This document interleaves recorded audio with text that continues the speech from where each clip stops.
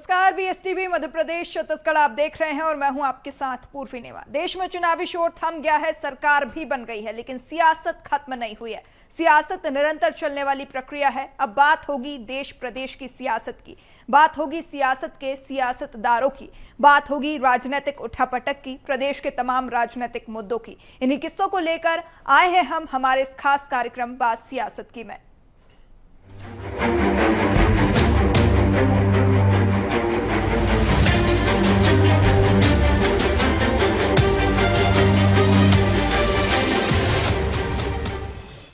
मध्य प्रदेश में मंत्री विधायकों के वेतन भत्ते को लेकर जमकर सियासत हो रही है। जहां मंत्रियों के इनकम टैक्स सरकार द्वारा न भरने के कैबिनेट के फैसले का कांग्रेस स्वागत कर रही है, लेकिन कांग्रेस नेता यह भी कह रहे हैं कि सरकार के मंत्री वेतन भत्ता भी लेना छोड़ दें और उसी राशि के जरिए लाडली बहनों से किए हुए 3,000 रुपए के हर महीने देने का वादा पूरा करें। यदि बीजेपी के मंत्री और विधायक अपना वेतन भत्ता छोड़ देंगे तो कांग्रेस के विधायक भी अपना वेतन भत्ता समाहित खासकर लाडली बहनों के लिए छोड़ने के लिए तैयार हैं। वेतन भत्ते को लेकर सियासत, मंत्रियों के इनकम टैक्स नहीं भरेगी सरकार। कांग्रेस ने सरकार के फैसले का किया स्वागत। मंत्री विधायकों के वेतन भत्ते को लेकर सियासत, कांग्रेस की बीजेपी सरकार से मांग। मंत्री विधायक वेतन भत्ता छोड़ें। लाडली बहनों को 1,200 की जगह दिए जाए 3,000।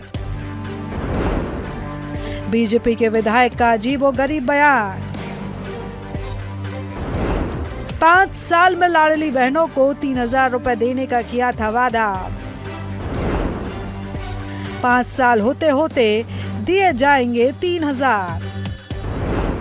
कांग्रेस विधायक कैलाश कुशवाहा का कहना है कि यदि भाजपा के मंत्री विधायक वेतन भत्ता छोड़ेंगे तो हम भी वेतन भत्ता छोड़ने के लिए तैयार हैं। यदि हमारा नेतृत्व हमसे कहता है कि आपका वेतन जनता के भले के लिए देना है या बहनों के लिए देना है तो हम उसके लिए पूरी तरह से तैयार हैं। भाजपा कहती कुछ है और करती कुछ है। सभी ने देखा कि मध्य प्रदेश में घोटाले हो रहे हैं। सिर्फ धोखा देना, छलावा करने का काम बीजेपी करती है।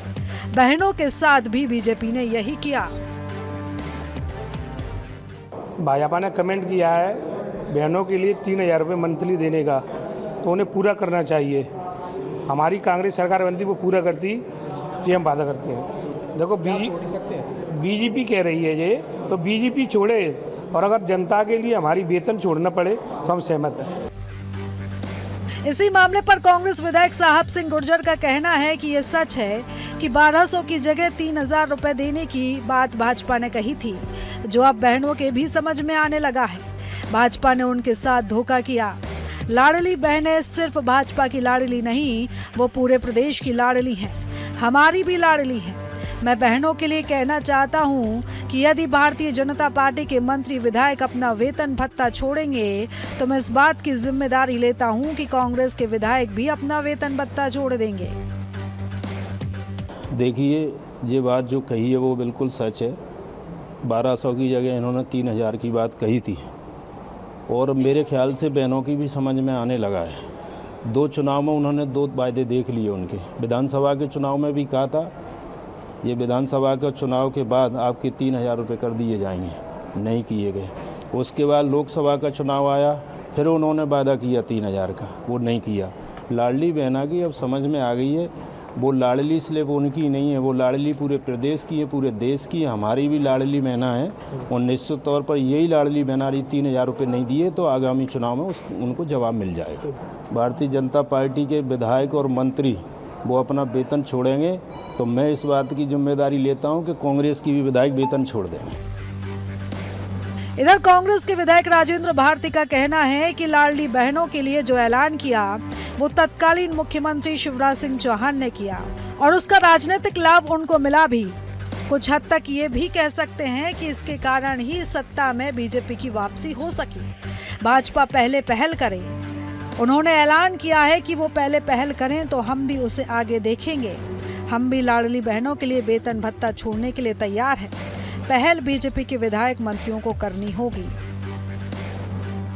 देखिए, लाडली बहना की जो घोषणा है वो तत्कालीन मुख्यमंत्री शिवराज सिंह जी ने की थी और उसका पूरा राजनीतिक लाभ उनको मिला है और कुछ हद तक ये भी कह सकते हैं कि उसके कारण उनकी वापसी भी हुई है। तो अब पहल वो करें, उनको लाभ उसका मिला है, उन्होंने घोषणा की है, तो पहल वो करें, बाकी हम लोग उसको आगे देखेंगे। पहल वो कर, हाँ, वो छोड़ेंगे तो हम लोग छोड़ेंगे, पहल वो करें ना। वहीं बीजेपी के विधायक का इस मामले में अजीबोगरीब बयान सामने आया। विधायक महेंद्र सिंह का कहना है कि 5 साल में लाडली बहनों को 3000 रुपए देने का वादा किया। अभी सरकार की शुरुआत हुई है, 5 साल होते होते जो एजेंडा तय किया जाएगा वो पूरा किया जाएगा। वेतन भत्ता छोड़ने जैसा कोई विषय नहीं है, ये कांग्रेस का अपना मत होगा। कभी कोई विधायक मंत्री अपना वेतन छोड़ेगा, वो अपनी स्वेच्छा पर डिपेंड करता है। बहुत से ऐसे भी होते हैं जो वेतन लेकर उसे दान कर देते हैं। देखो, ये कोई विषय नहीं है कि छोड़ देना चाहिए नहीं छोड़ देना, ये उनका अपना वो है। बाद बाकी ये होगा, कोई वेतन छोड़ेगा क्या, आपसे पूछ रहा हूँ। हमारे एक मंत्री जी है ना, उद्योग मंत्री, वो कभी वेतन ही नहीं लेते। ये अपनी स्वेच्छा पे होती है और लेके भी मुझे दान करना है, ये भी अपनी इच्छा पे होती है। ये कोई विषय नहीं है कि ये तो सरकार की कोई सुविधा है, आप छोड़ेंगे क्या। अब देखना होगा कि कांग्रेस की मांग सरकार पूरी करती है या नहीं, क्योंकि माननीय अपने वेतन भत्ता तो छोड़ने से रहे और लाडली बहनों को 3000 रुपए कब तक मिलेंगे, ये भी बड़ा सवाल है। ग्वालियर से प्रहलाद सेन की रिपोर्ट। और यहाँ रायपुर दक्षिण विधानसभा का उपचुनाव अगले 6 महीने के भीतर होना है। इसके लिए भाजपा और कांग्रेस दोनों ही पार्टियों ने अपनी अपनी कवायद जो है शुरू कर दी है। भाजपा के शीर्ष नेताओं की दिल्ली की दौड़ शुरू हो गई है। वहीं संगठन की माने तो भाजपा दक्षिण से बृजमोहन अग्रवाल की तरह ही एक ऐसे प्रत्याशी की तलाश में जुटी है जो दक्षिण सीट के लिए बीजेपी का उत्तराधिकारी बनकर दक्षिण की कमान संभाल सके। लेकिन इस उपचुनाव को लेकर, दक्षिण विधानसभा उपचुनाव को लेकर सियासत प्रदेश में चरम पर है। रायपुर दक्षिण उपचुनाव का रण, पार्टी के लिए समर्पित कार्यकर्ताओं को मिल सकती है टिकट। मंत्रिमंडल विस्तार के साथ ही दक्षिण से प्रत्याशी पर शीर्ष नेतृत्व से चर्चा। दक्षिण से 20 वर्षों के नेतृत्व की तलाश, संगठन से प्रत्याशी पर नजर। दक्षिण विधानसभा को लेकर दावेदारी की होड़। भाजपा से केदार गुप्ता, संजय श्रीवास्तव अलावा पार्षदों में भी दावेदारी की होड़। रायपुर दक्षिण विधानसभा के उपचुनाव को लेकर कांग्रेस पार्टी भी सक्रिय मोड में नजर आ रही है। 40 साल बीजेपी का गढ़ रहे रायपुर दक्षिण विधानसभा में कांग्रेस अपना बेहतर परफॉर्मेंस देने के लिए एड़ी चोटी की जोर लगाने में जुटी हुई है। कहीं ना कहीं कांग्रेस पार्टी रायपुर दक्षिण में चुनाव लड़के खुद को साबित करने की कोशिश में भी है, जिसे लेकर पीसीसी चीफ दीपक वैज ने कहा कि हम तैयारी कर रहे हैं, दावेदारी के आवेदन आ रहे हैं, जल्द ही कार्यकर्ताओं की बैठक रखेंगे। लेकिन बृजमोहन अग्रवाल पार्टी के वरिष्ठ नेता है, दूध में गिरे मक्खी की तरह पार्टी ने बाहर कर दिया। वह विधायक और मंत्री पद से इस्तीफा देना नहीं चाहते थे, बेमन से इस्तीफा दिया। भाजपा में सब कुछ ठीक नहीं चल रहा, इसका फायदा कांग्रेस को मिलेगा। वहीं भाजपा ने भी इस मामले को लेकर अपनी प्रतिक्रिया देते हुए कांग्रेस को आड़े हाथों लिया है। कैबिनेट मंत्री केदार कश्यप ने कहा कि दीपक वैज अपनी चिंता न करे, अगर दम है तो अपने दम पर चुनाव लड़कर दिखाए। बृजमोहन अग्रवाल जैसे जी को हाशिए में डालकर अगर नए चेहरे ला रहे हैं तो इससे बड़ा चीज कुछ नहीं हो सकता, क्योंकि प्रदेश में अनुभव के आधार पर काम चलता है और निश्चित रूप से कहीं न कहीं भारतीय जनता पार्टी की सरकार इस पे पूरी तरह से फेल है। अरे अपने दम पे लड़े ना कहते हैं दीपक वैज, इतनी हिम्मत है तो। और जहां तक भारतीय जनता पार्टी के हमारे माननीय बृजमोहन जी के ऊपर वो कर रहे हैं, बृजमोहन जी हमारे भारतीय जनता पार्टी के सच्चे सिपाही है और यहां से लेकर के दिल्ली तक अपनी आवाज बुलंद कर रहे हैं। उपचुनाव को लेकर जिस तरीके से भाजपा के दावेदारों के नाम सामने आ रहे हैं, उस हिसाब से दक्षिण का रण काफी रोचक होता दिखाई दे रहा है। चूँकि भाजपा की सरकार है और दक्षिण पहले से ही भाजपा का गढ़ है, ऐसे में टिकट नहीं मिलने पर भीतरघाट का भी सामना करना पड़ेगा। अब देखने वाली बात यह होगी कि रायपुर दक्षिण विधानसभा में कौन उत्तराधिकारी बनता है। मोनिका दुबे, BSTV, रायपुर। और यहाँ मध्य प्रदेश के उपचुनाव में बीजेपी और कांग्रेस दोनों ही पार्टी आदिवासी नेताओं के सहारे जीत की कोशिश पर जुटी हैं। हालांकि बीजेपी सरकार ने अपने आदिवासी मंत्रियों को अमरवाड़ा उपचुनाव की जवाबदारी दी है, तो वहीं कांग्रेस भी पीछे नहीं है। कांग्रेस ने अपने आदिवासी विधायकों को जमीनी मैदान पर लगा दिया है। देखिए खास रिपोर्ट। चुनाव की जंग, अमरवाड़ा उपचुनाव में आदिवासियों का बोलबाला। बीजेपी ने आदिवासी मंत्रियों को उपचुनाव में दी बड़ी जवाबदारी। कांग्रेस ने आदिवासी विधायकों को उतारा चुनावी मैदान में। बीजेपी और कांग्रेस दोनों आदिवासी वोट बैंक को साधने में जुटी। बीजेपी अमरवाड़ा में भरेगी चुनावी हुंकार। 2 जुलाई से कमलनाथ और नकुलनाथ करेंगे चुनावी प्रचार। गोंडवाना गणतंत्र पार्टी कांग्रेस और बीजेपी के लिए बन सकती है बड़ी मुसीबत। किसका होगा अमरवाड़ा का आदिवासी वोटर? बीजेपी कर रही आदिवासी हितैषी बताने की कोशिश। देश में लोकसभा चुनाव सभी राज्यों में हो चुके हैं। वहीं दल बदल के दौर में कांग्रेस से बीजेपी में आए अमरवाड़ा के विधायक कमलेश शाह जहां अब बीजेपी की टिकट पर चुनाव लड़ रहे हैं, वहीं निर्वाचन आयोग ने 10 जुलाई को मतदान और 13 जुलाई को चुनावी परिणाम आने की तैयारी की है। मगर आदिवासी वोटर होने के कारण कांग्रेस बीजेपी दोनों पार्टी अपने आदिवासी नेताओं के साथ मिलकर दमखम लगाने में लगी हुई है। बीजेपी ने जहां कमलेश शाह को अपना प्रत्याशी बनाया, तो वहीं कांग्रेस ने धीरन शाह इनवाती को अपना प्रत्याशी बनाया है। अमरवाड़ा विधानसभा आदिवासी बाहुल्य विधानसभा कहलाती है, जहां आदिवासियों का बोलबाला देखने को मिलता है। इन्हीं आदिवासी वोटरों को साधने के लिए बीजेपी सरकार अभी से जुटी दिखाई दे रही है। जहां बीजेपी ने अपने आदिवासी मंत्रियों को जवाबदारी अमरवाड़ा विधानसभा की दी है, तो वहीं मध्य प्रदेश के मुख्यमंत्री डॉक्टर मोहन यादव भी आदिवासियों के बीच जाते दिखाई दे रहे हैं।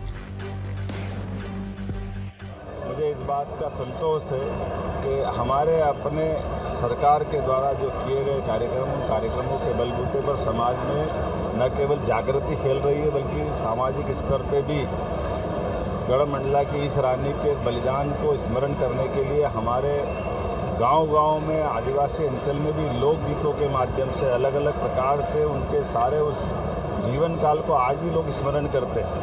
तो ऐसे उनके पुण्यशाली जीवन को समाज के सामने लाने के लिए आज उनके नाम की एक तरह से घोषणा की गई। हम कोशिश करेंगे कि ये जो एयरपोर्ट है, माननीय हमारे मंत्री श्रीमान राकेश जी ने ये प्रस्ताव रखा और हमने कहा कि बिल्कुल रानी दुर्गावती के नाम पर एयरपोर्ट का नाम होना चाहिए। भारत सरकार तक मध्य सरकार का मंतव्य पहुंचाया जाएगा।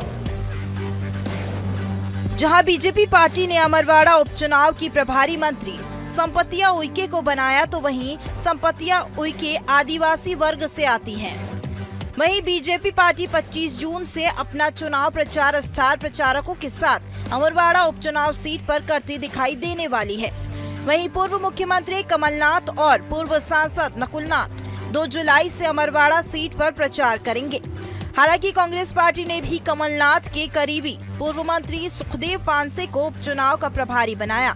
हालांकि छिंदवाड़ा जिले में अमरवाड़ा सीट आने के कारण कमलनाथ की बची हुई साख इस चुनाव में लगी हुई है। विधानसभा का यह चुनाव न सिर्फ बीजेपी कांग्रेस के लिए प्रतिष्ठा का सवाल बना हुआ है, बल्कि गोंडवाना गणतंत्र पार्टी के लिए भी अहम माना जा रहा है। जिस तरह से आंचल कुंड दरबार के वारिस को कांग्रेस ने चुनाव मैदान में उतारा, उसके बाद से आदिवासी वोट बैंक के लिए गोंडवाना को भी यहां जीत तोड़ मेहनत करनी पड़ती है। यदि गोंडवाना यहां पर पिछले चुनाव की तरह अच्छा परफॉर्मेंस देती है, तो उसका अस्तित्व और सक्रियता के साथ उभर कर सामने आएगा। हालांकि कांग्रेस का कहना है कि चुनाव के समय ही बीजेपी सरकार को आदिवासियों की याद आती है, जबकि कांग्रेस हमेशा आदिवासियों के साथ खड़ी है। प्रदेश में आदिवासियों के साथ लगातार अत्याचार हो रहा है। भारतीय जनता पार्टी जब वोट लेना होता है तो आदिवासियों की बात करती है, और जब वोट मिल जाते हैं तो उन्हें जानवरों के खाने वाला चावल सप्लाई करती है। तो ये भारतीय जनता पार्टी के दो चेहरे हैं। आदिवासी समाज खुद सोच ले कि उन्हें कौन सा चेहरा पसंद है। आज जो है मध्य प्रदेश में जितनी बच्चियों का जो है मानव तस्करी हुई है, अपहरण हुआ है या गायब हुई हैं, उनमें ज़्यादातर कौन है? आदिवासी बच्चियां हैं। उनकी अस्मिता की तो रक्षा नहीं कर पा रहे आप। अमरवाड़ा विधानसभा उपचुनाव बीजेपी और कांग्रेस दोनों पार्टियों के लिए एक चुनौती है। इस विधानसभा चुनाव में पूर्व मुख्यमंत्री कमलनाथ खुद को साबित करने का आखिरी मौका है। वहीं आप देखना होगा कि किसी आदिवासी नेता का जादू अमरवाड़ा उपचुनाव में चल पाता है।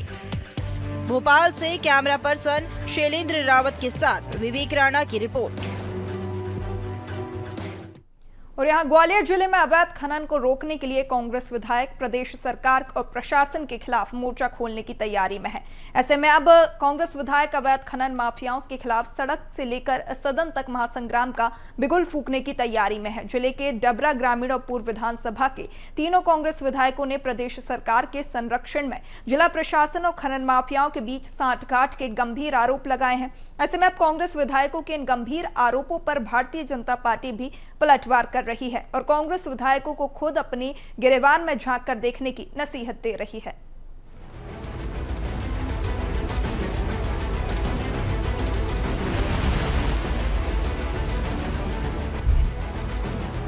अवैध खनन बदस्तूर जारी, कांग्रेस लगा रही सरकार पर आरोप। ग्वालियर अंचल में धड़ल्ले से जारी खनन माफिया का रौब प्रशासन पर हावी। जबरा भीतरवार और घाटी घाव क्षेत्र में अवैध खनन,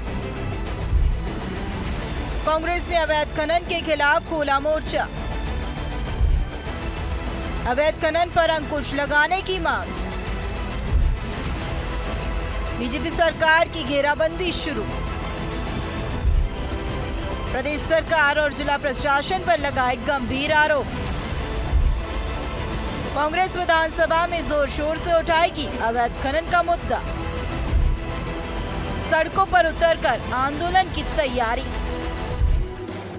दरअसल ग्वालियर जिले की डबरा भीतरवार और घाटी गांव क्षेत्र में अवैध खनन करने के लिए जाना जाता है, लेकिन अब इस अवैध खनन माफियाओं के खिलाफ ग्वालियर जिले की डबरा विधानसभा के कांग्रेस विधायक सुरेश राजे, ग्वालियर ग्रामीण विधानसभा से साहब सी गुर्जर और ग्वालियर पूर्व विधानसभा के कांग्रेस विधायक डॉक्टर सतीश सिकरवार ने कार्रवाई के लिए एकजुट हो गए हैं, जिसको लेकर अभी बीते दिनों तीनों कांग्रेस विधायक कलेक्टर रुचिका चौहान से मिले थे और उन्हें जिले में अवैध खनन पर पूर्ण रूप से अंकुश लगाने के लिए एक शिकायती आवेदन भी दिया था।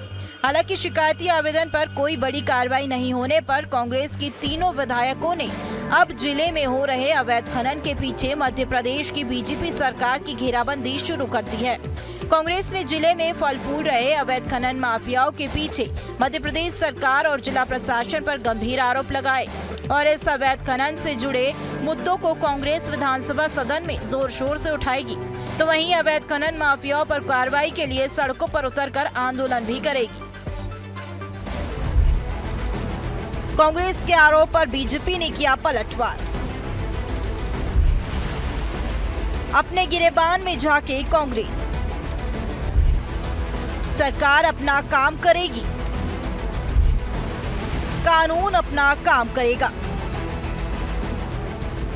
अवैध खनन को लेकर कांग्रेस विधायकों के द्वारा भाजपा सरकार पर लगाए गंभीर आरोपों पर बीजेपी ने भी पलटवार किया। बीजेपी के पूर्व सांसद विवेक सेजवलकर का कहना है कि जनता की संपत्ति पर डाका डाला जा रहा है, इसमें सत्ता दल के लोग शामिल हैं। मैं ऐसा नहीं मानता, लेकिन जो भी लोग अवैध खनन के काम में सक्रिय हैं, उन पर लगाम कसने की जरूरत है और सरकार इसे रोकने के लिए प्रयत्नशील भी है। अवैध खनन पर कार्रवाई की गई और आगे भी की जाएगी और षड्यंत्र पूर्वक किए जा रहे इस पूरे काम पर लगाम लगेगी। कांग्रेस के आरोपों को निराधार बताते हुए पूर्व सांसद ने कांग्रेस को खुद की गिरेबान में झांकने की नसीहत दी है। आरोप तो कोई भी लगा सकता है, सरकार अपना काम करेगी और कानून अपना काम करेगा। जो जनता की संपत्ति है उस पर ये डाका डाला जा रहा है और सरकार और केवल सत्तारूढ़ दल के लोग शामिल हैं ऐसा उनका कहना है, पर मेरा मानना ऐसा नहीं है। जो भी जिस तरह के तत्व यहाँ पर सक्रिय हैं उन पर लगाम कसने की ज़रूरत है और मुझे पूरा भरोसा है कि सरकार इस दिशा में प्रयत्नशील है। और इसके पहले भी अनेकों बार ये मुद्दे उठे हैं, सरकार ने कड़ाई भी की है, कार्रवाई भी की है। मुझे भरोसा आने वाले समय में इस पर और अधिक तेज गति से कार्रवाई होगी और ये जो एक तरह से पूरा एक षड्यंत्रपूर्वक जो काम हो रहा है उस पर निश्चित रूप से लगाम लगेगी। नहीं, आरोप लगाना तो आसान है। मैं तो इतना ही कहना चाहूँगा, पहले सबको अपने अपने गिरेबान में झाँक कर देखने की ज़रूरत है और इससे ज़्यादा अधिक मैं उनके बारे में कोई टिप्पणी नहीं करना चाहता। सरकार अपना काम करेगी, कानून अपना काम करेगा। जिले भर में अवैध माइनिंग को लेकर जिला कलेक्टर रुचिका चौहान का कहना है कि बिना परमिशन और वैध खदानों से ज्यादा क्षेत्र में माइनिंग करना पूर्ण रूप से प्रतिबंधित है। कलेक्टर ने स्पष्ट कहा है कि अवैध माइनिंग का प्रशासन की ओर से जिले भर में नहीं चलने दिया जाएगा और जब भी जिले के डबरा भीतरवार तहसील से अवैध खनन से जुड़ी कोई भी शिकायत आती है तो उन पर तुरंत कार्रवाई की जाएगी। शिवा कॉरपोरेशन अभी से नहीं, बहुत पहले से ये रेत का काम कर रही है। उनको सब पता है कि कैसे सांठगांठ की जाती है और कैसे अवैध उत्खनन किया जाता है। इस पर अभी तक किसी की निगाह नहीं थी। हम चाहते हैं कि आपके माध्यम से ये मुद्दा उच्च स्तर तक उठना चाहिए, सबकी जानकारी में आना चाहिए, ताकि प्रशासन और शासन के लोगों को मालूम होना चाहिए जो राजस्व का नुकसान हो रहा है वो नहीं होना चाहिए। ओवरलोड गाड़ियाँ आ रही हैं, उनसे रोड का जो नुकसान हो रहा है, रोड टूट रही हैं, तो वो कहीं नहीं किसी भी पंचायत से, गांव से, मेन रोड से जब बड़े बड़े हाईवा ओवरलोड निकल के आते हैं तो रोडों की स्थिति बहुत ख़राब हो रही है। आए दिन तक एक्सीडेंट हो रहे हैं। इन सब चीज़ों पर विराम लगना चाहिए। निश्चित तौर पर ये मुद्दा विधानसभा में भी गूंजेगा और जैसा कि हमने बताया था, सड़क से और सदन तक इस आवाज़ को हम उठाएंगे। बहरहाल ग्वालियर चंबल अंचल में अवैध खनन होना कोई अनोखी या नई बात नहीं। अंचल भर में इल्लीगल माइनिंग धड़ल्ले से हो रही है, लेकिन जिस तरह से कांग्रेस विधायकों ने इस मुद्दे पर जिला प्रशासन से लेकर मध्य प्रदेश की बीजेपी सरकार को घेरने की कवायद शुरू की है और अवैध खनन को रोकने के लिए कांग्रेस विधायकों ने ग्वालियर जिले से जो विंगुल फूंका है, उसकी आवाज कहां तक सुनाई देगी और जिले में अवैध उत्खनन पर कब तक पूर्ण अंकुश लग पाएगा, यह तो समय ही बता पाएगा। इसी के साथ बात सियासत की मैं फिलहाल इतना ही। आप बने रहिए BS के साथ। नमस्कार।